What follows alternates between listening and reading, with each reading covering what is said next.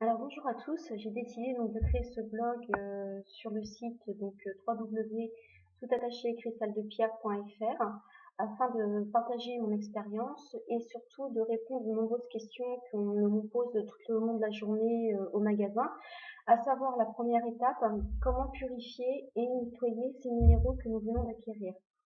Alors aujourd'hui je vais prendre un exemple tout simple. Donc voilà, tout simplement mon pendentif, donc qui est un magnifique jaspe breccia. Donc je viens de l'acquérir et bien évidemment je souhaiterais donc le purifier, le nettoyer avant de le porter.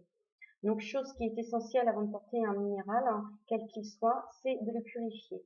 Alors juste un petit aparté, on ne purifie pas n'importe comment les pierres et surtout les minéraux bruts. Les minéraux bruts sont plus fragiles.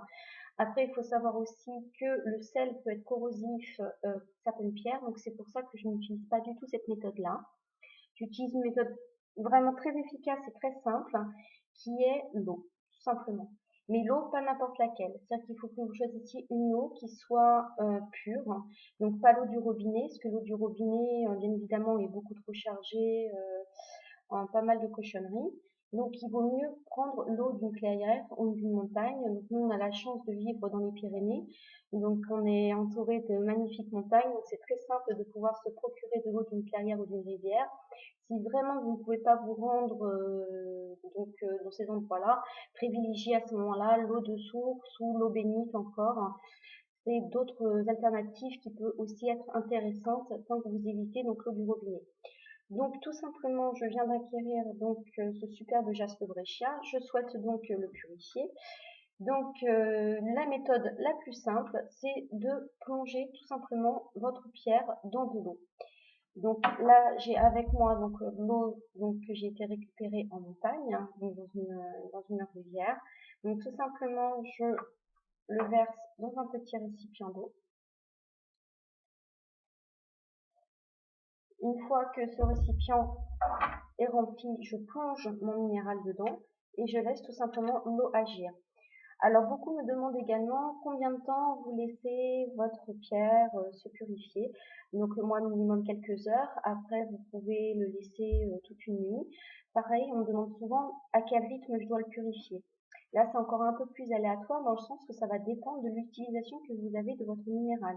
Si vous l'utilisez très souvent, je dirais après chaque utilisation c'est bien. Mais après ça dépend aussi des pierres. On prend par exemple la labradorite. La labradorite est une pierre qui se charge très vite et donc, dans ce cas-là, la labradorite, c'est intéressant de la purifier encore plus régulièrement. Donc, votre minéral est en train de se purifier pendant quelques heures. Une fois ce délai passé, bien évidemment, on enlève de l'eau et on va l'essuyer avec un chiffon propre, doux, ou le laisser directement à l'extérieur, donc pour qu'il sèche à l'air libre, tout simplement, aux lueurs du soleil ou après le coucher du soleil, mais en tout cas pas en plein soleil. Ça, c'est une chose qui est très importante. Votre minéral ne l'appréciera pas vraiment. Donc, une fois que vous avez fait ça, vous pouvez optimiser votre purification à l'aide de l'encens. Il y a deux encens purificateurs essentiels qui est la sauge et le benjoin.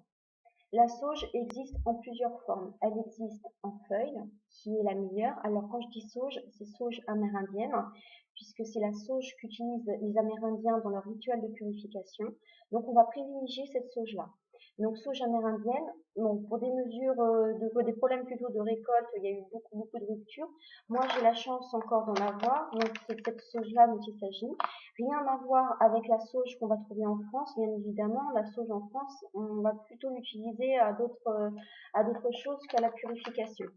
Donc cette fameuse sauge, vous l'allumez l'extrémité, vous attendez que la fumée, donc la fumigation démarre, vous ne laissez pas brûler votre sauge, vous soufflez dessus pour que ça fasse comme une fumigation d'un encens classique et vous passez votre pierre dedans. Donc après, il suffit de prendre votre minéral une fois que la sauge est allumée. Là, je ne vais pas vous le montrer de suite en vidéo, mais le principe est très simple. Et vous passez votre pierre dans le minéral, votre pierre dans la fumée d'encens, pardon, tout simplement. Si vous n'avez pas de sauge de ce type-là, on peut le trouver en bâton d'encens classique et vous pouvez le faire également avec cette forme-là qui est moins efficace puisqu'elle est moins concentrée mais qui marche tout aussi bien. Donc là, ce que j'ai, c'est du benjoin, donc qui est aussi un excellent purificateur. Mais le benjoin, si vous avez l'occasion de l'avoir en encens en grain, c'est encore mieux parce qu'il est plus concentré et surtout en résine naturelle. Faut toujours privilégier bien évidemment le côté naturel. Donc la résine naturelle en benjoin, c'est l'idéal. Si encore une fois vous n'avez pas ou votre magasin n'en a pas, vous le prenez en bâton d'encens classique, vous allumez l'extrémité et vous passez votre minéral dans la fumée de l'encens exactement de la même façon, donc benjoin ou sauge. Donc, sachant qu'effectivement, il existe énormément de possibilités de purification, un petit peu trop nombreuses, mais il y en a pour tous les goûts. Ce n'est pas exhaustif, bien évidemment. Vous pouvez, en fonction de votre intuition, il y en a qui vont préférer les coquilles Saint-Jacques, les géodes, mettre votre minéral dans la terre, c'est aussi une des possibilités. Moi, j'ai choisi la manière la plus simple, qui est très efficace et qui est à la portée de tout le monde et qui est largement suffisante. Ensuite, vous pouvez porter votre minéral ou le manipuler pour qu'il puisse s'adapter à votre énergie et que vous puissiez avoir l'échange entre vous et lui et faire s'opérer donc le travail que vous allez effectuer ensemble. Et ainsi, il pourra vous accompagner des années durant. Voilà pour l'étape de la purification qui est la plus importante et primordiale quand vous allez acquérir votre pierre ou votre minéral. Donc juste attention au sel, donc je répète, qui est corrosif pour certaines pierres, et l'eau qui peut baigner des matériaux bruts dedans, des pierres brutes dedans, n'est pas forcément l'idéal non plus. Donc à ce moment-là, préférez essentiellement la purification si vous allez acquérir un minéral brut. Voilà, la prochaine étape sera de vous montrer effectivement comment interagissent les pierres avec nous, comment nous transmettent leur énergie et comment on peut les porter en fonction de nos besoins ou des propriétés des pierres. Merci et à bientôt.